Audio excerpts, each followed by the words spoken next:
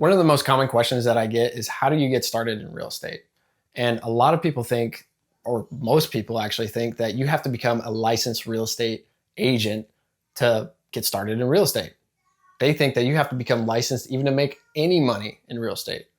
But I'm here to tell you the truth. Some of the most valuable people in real estate, they do not have a license, guys. They have knowledge. And one of the areas of knowledge that is the most important when you're getting into real estate is how to underwrite. Meaning, how do I look at a property and determine, is this a good investment or not? And guess what, guys? You can actually make some real money with this skill. The more you hone this in, you can make some really decent money with it. And that's without buying a property. That's without upfront investment. That's without taking on risk. And yes, it's without getting a license. In fact, let me show you how this works. So first off, what is underwriting, guys? So we've got, really underwriting is you're determining, is this property, is it a good investment? Is it worth buying? So underwriting, simply put, is it worth it? Obviously there's more that goes into it, but simply put, underwriting is it worth it? Think of it as you're essentially the calculator behind this investment. You're the calculator determining, is this going to cash flow? Are we going to have enough wiggle room, or do we have enough reserves to keep this thing going and still make money on it? So that's what underwriting is. You're the calculator in this point. So real quick example, say we've got a house here. Say the purchase price on this house is $250,000. So you got a standard single family home, $250K. That's your purchase price. Say that the mortgage on this home, so PITI, so principal, interest, taxes, and insurance, so PITI, say that is all inclusive, let's see, it's $1,200 per month. So that you're paying $1,200 per month for that property. Now say that's the loan you can get on it, but say you know that you can actually rent it to somebody. Someone will pay the market rent of $1,500. Now, right off the bat, looking at numbers like this, I know right off the bat from just knowing general underwriting, this will not cash flow. This will barely break even, if that. You're probably going to actually lose money on it. And we'll kind of go into why. So a lot of people, they look at this and they see that, hey, this is $1,500 a month. My monthly payment's only $1,200. Okay, yeah. So realistically, you're thinking, oh yeah, I'm going to get $300 per month. No, you're probably going to lose a couple hundred per month. And that's why underwriting is super critical. So keep that in mind. So that's kind of the example there. And the main things when you're looking at underwriting is you're going to be looking at three types of home. Either it's a distressed home. So it's a home that needs a significant amount of renovation, where it's like barely livable. These are kind of going to be your fix and flips, things of that nature. Or you've got a turnkey home, which is it's move-in ready. It's got all the right fixtures, everything. It's a nice home. It's livable. And then there's kind of an in-between where it's livable, but it could use some work to be kind of updated up to par. We call those more of like a lipstick type renovation. So for example, maybe it needs paint. Maybe it needs to update some of the fixtures. Maybe the kitchen needs some updating, things like that. So those are really the three types that you're looking at. So when you're first analyzing these deals, again, we'll go through just a high level here, but you've got your purchase price. So again, your purchase price, say here is $250. Then your ARV. So that is like what's the value or resale value of this property if it was up to like today's standards, which you're going to be looking at comps, which we'll get into here in a little bit, but it's to see, say if you're coming into that distressed asset or that in between where it's kind of a lipstick type flip, you're going to come in and say, okay, I'm going to get it for this purchase price. And I know based off of comps in the general area that have sold recently that the after repair value is going to be this. Say you buy it for $250 and it'll after repair value is $350, something along those lines. So you have that. And then really, if you're dealing with a distressed asset, this isn't going to be in all cases, but you're going to have some form of reno. Even on the nice turnkey ones, you're still going to have probably some minor maintenance items. You maybe common thing for me is I like to paint a lot of my rentals the same color. It's just easy from a maintenance perspective. I don't have to worry about paint matching, stuff like that. So I usually go in right away and paint them. But that could be considered as like a light reno budget, but you're going to want to know what are your reno numbers. That's part of underwriting. Ancillary costs. So this is the one that actually gets people a lot of the time. So ancillary costs, this is going to account for on average 20 to 25%. And in most people, a lot of investors, they call this your war chest. So what's this actually accomplishing? So typically, oh, that's funny. I actually put it under reno. It's for ancillary.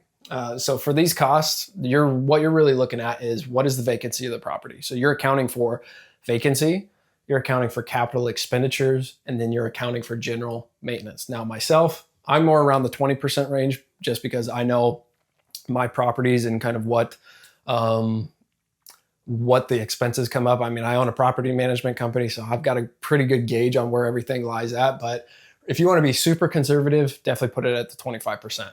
But what does this breakout look like? So for example, typically it's going to be 10% vacancy if they're doing the 25%, 10% vacancy, 10% capital expenditures, and then 5% just general repairs and maintenance. Now, capital expenditures, what do I mean by that? So you got Capex. Let's actually list this out for you so it's actually easy. So we've got vacancy,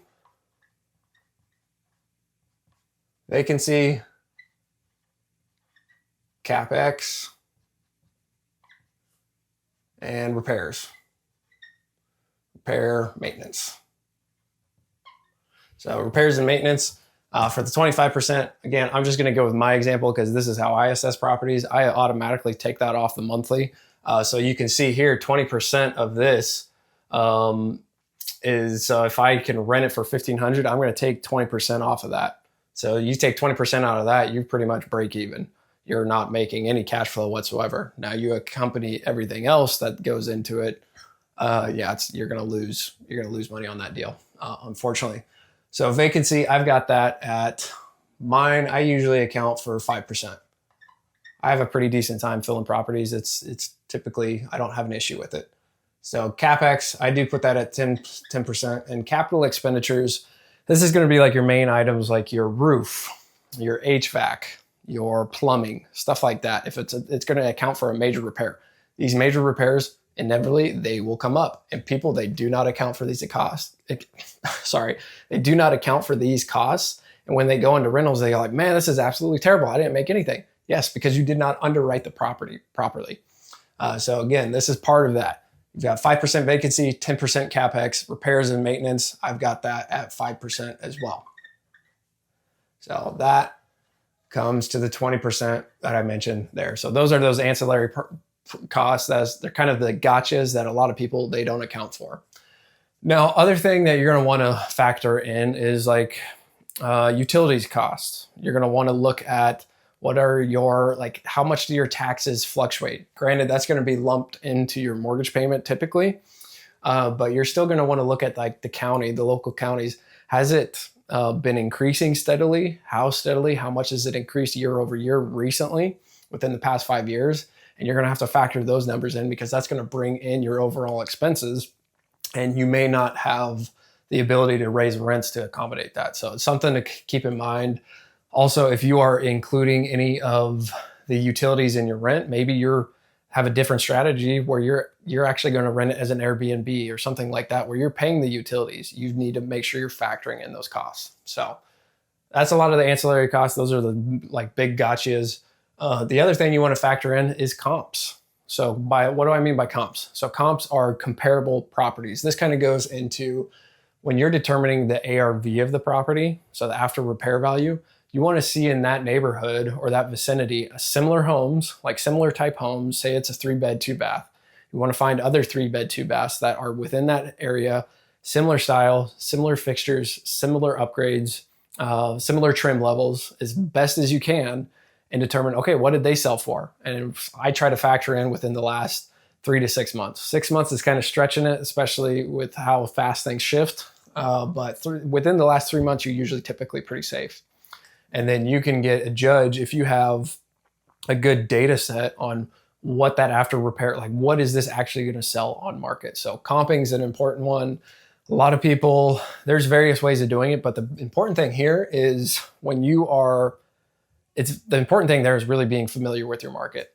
So that's one thing, and we'll get into this later, is you need to really hone in and lock in on the market that you're going to be working in. So the other thing in underwriting is, what is your exit strategy? Now, in this case, this is maybe an LTR. So I know it can rent on your standard 12-month lease for this $1,500.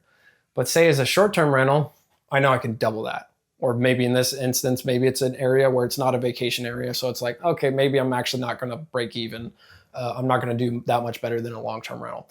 There's also monthly furnished rentals. There's also rent by the room, where there's a company that they're kind of the mainstream company that does it. They have a listing platform for this type of like co-living rent by the room. They're called Pad Split. They're based out of Atlanta. That's another exit strategy that's popular at this point in time.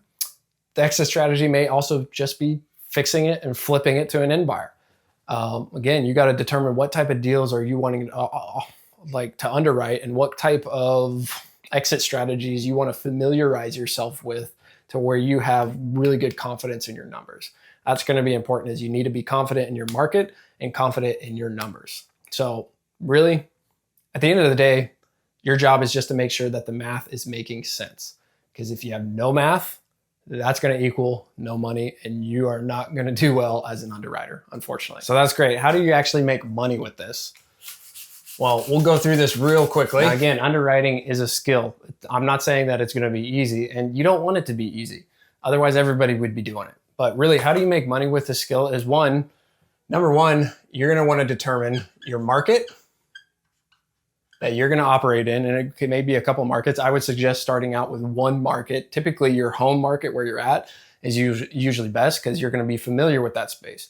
You're going to be familiar with the price of housing and stuff like that, familiar with rents to a certain extent.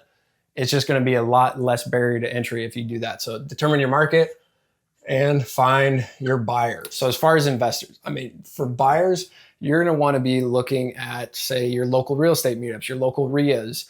You're going to be wanting to go to those events, go to these networking events, and find out, okay, who are the real buyers in the room? And what is their buy box? What are they looking for? So you want to just take all that data in. Finding your buyers, it's going to help you with some of the preceding steps. So step 2, you're going to need to, and this is really parallel with step 1, is you're going to need to learn how to underwrite. Now, I gave you a very generalized high-level overview of underwriting, but there's a lot more into it, and especially each market's going to be very different. So there's a lot of good resources on this. And I'll give you free resources. So Jerry Norton, he's a good one. He's got a YouTube channel, and he does really good underwriting from like a wholesale perspective. There's also, if you're looking for an underwriting calculator, there's this guy that I actually know him personally. His name is Michael Manatakanian. He's in this owners club like real estate mastermind type group that I'm a part of.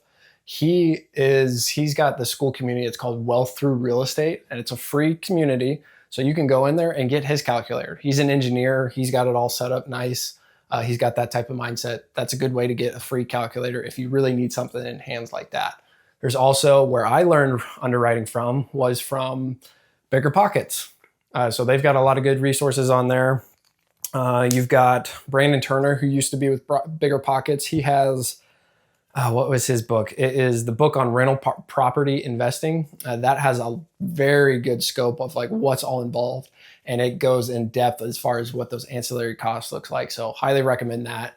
And then as far as comping that's definitely an acquired skill that's super important in underwriting. Jamil Damji, he's got a pretty decent wholesale operation. He runs Keegley. That's the wholesaling franchise. And he's super sharp when it comes to comping. So and the dude's hilarious. If you go on his YouTube channel, again, free content, you go there, and he's super knowledgeable on comping. He's got this, I think this series is called Straight Outta Compton. It's the play on words, Straight Outta Compton. It's hilarious. Again, he's a funny guy, but he's super knowledgeable. And that would be also another good resource. So number 3, you've got your buyers here up at step 1. So this is where they kind of come into play. You are going to now find, okay, you've got their buybacks, as you know what they're actually looking for. Now you're going to find those off-market properties, or if, say, they're listed on market. Now, I'm not suggesting that you do that as a whole business. That's wholesaling. like where you're actually finding properties and then like selling them for an assignment fee type stuff. That is a whole job within itself, and that is a grind big time. What you want to do instead is find wholesalers, or at least I'm not saying that's what you should do. I'm saying that's what I would do, because it's a lot less work on the front end. And when you're getting started, you want to kind of lessen the barrier to entry as much as possible to help keep yourself motivated, because guys, it is a grind. Real estate is awesome, but it can be a grind. So you need to kind of have those micro wins here and there. But it's good to, one, get to networking with wholesalers. So find the deals. You're going to get networking with wholesalers, and it's honestly going to be similar places where you're finding the buyers. You're going to be going to these real estate meetups. You're going to be going to, you can find like local Facebook groups that are wholesale centric, and you can kind of be posting in there trying to build relationships with wholesalers. But you're going to find them and say, hey, I've got buyers. I'm looking for this, this, and this. This is the type of deals that I'm looking for. Can you please send these my way? Get on all their mailing lists and use those mailing lists when they're sending you deals. Use those to practice your underwriting skills. Underwrite them. And when you find one that seems good, pitch it to one of your buyers and be like, hey, this is one. And say if they turn it down, that's good. That's feedback to you. Ask them. Say, hey, what was not good about this? What can be better about it in the future? But it'll really hone in your underwriting skills the more you do this with these wholesalers. And then step four, once you find these deals, again, we already stated this, but you're going to bring those to your investors or your buyers. And this is going to be one big feedback loop, and you'll do this time and time again. And it is, again, it's a skill. It's going to take some effort, and you're going to get to the point where you've got a really good understanding of exactly what your buyers list wants. And then you're going to find great wholesalers that you enjoy working with. And then you can also help, like say, if the wholesaler has it to where it's getting really close to the number that you like to see or your buyer likes to see, you can even work with the wholesaler to say, hey, if you can just get this tweak done in the negotiation, I guarantee we could probably get this one sold for you. Or my buyer will definitely buy it if it hits this number. So again, it's going to be a lot of feedback and back and forth there. But really, these are like the four general principles. I mean, you can, one, when you bring it to the buyer, you're going to do that for a fee. Or you can also do it for where you're getting a percentage of the profits. Again, you can work these deals any which way that you want. So at the end of the day, just find your market, know your market like the back of your hand, find your buyers, underwrite it, keep underwriting, find your wholesalers or the people that are going to be feeding you those deals. Because again, it's a full-time job if you want to go out there and actually find off-market properties. That is a grind. And then bring those deals to your buyers for a profit. Now, why is this so powerful? So it's powerful because you don't need to risk your own money. You don't need to be licensed. You can work from anywhere, and you can build your network extremely fast. If you are bringing these investors or buyers value by really, you're just setting a deal on a pedestal for them. You've done all the analysis. You've done all the heavy lifting, the hard work. They're going to see that value, and you're just naturally going to be recommended to other people. You're going to start networking more because you're networking more with wholesalers, other real estate investors in the area. You might get involved with like other real estate agents, stuff like that. I mean, you're going to get involved with bankers. Your network is going to build that much faster because people are going to see, hey, this person actually means business and they are providing us value. They are providing us value, which is super important. You want to be providing value in any situation that you're at. If you just come with the value first, that's going to solve a lot of your problems, guys. So in addition to that, it is a scalable operation. I know many people that they have full-fledged underwriting businesses, and then you can even scale this into the point where you're actually building your portfolio, and it's going to be that much better because you're going to actually know what you're talking about. You're going to know exactly what you want, and you're going to know what the performance looks like of these assets, and you're going to go in with a lot more knowledge than a lot of people get into real estate, because a lot of people, they get in without knowing underwriting, and they're shooting themselves in the foot 100%. Now, if this clicked with you guys and you're realizing that, hey, I really don't need to be licensed or even own a property to make money in real estate, and you realize that, hey, you just need a skill set and a strategy, again, underwriting and a strategy to utilize it, then here's what I'm doing. So I'm opening up 5 spots for my one-on-one SDIRA consulting program. So SDIRA, that's self-directed individual retirement accounts. Again, this covers a broad area of your retirement accounts, on how to actually invest those. This is going to be a comprehensive, high-level, one-to-one where I help you not only get your accounts set up if you don't have them set up, but make sure you're compliant and make sure you're confident in actually using these SDRAs to deploy in real estate deals, whether that's going to be for lending or actually buying real estate. Again, this whole underwriting is going to be crucial regardless of the route, and it's going to be applicable to this model as well. So, and more importantly, guys, I'm going to help you map out a 12-month game plan to build real wealth through these overlooked strategies. So if you want in, click the link below on the screen or in the description, and we'll see if we're a good fit. Also, if you want to see more unique strategies before really diving first into this that are very specific, like there's a very specific hack that real estate investors use to purchase properties with no money down. And you can learn that by clicking on the next video.